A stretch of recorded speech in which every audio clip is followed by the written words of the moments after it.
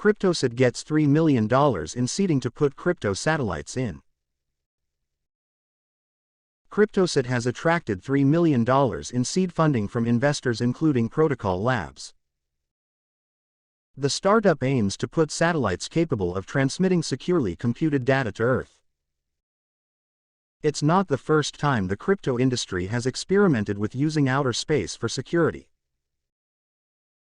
Bitcoin development firm Blockstream has launched multiple of its own satellites to bring maximum decentralization to the foundational blockchain.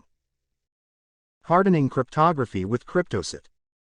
Many cryptographic processes are hard to perform. Extremely large numbers, for example, are used all over cryptography, but getting the computer to generate random numbers is difficult. This makes key generation laborious and presents security vulnerabilities. If a piece of hardware responsible for generating your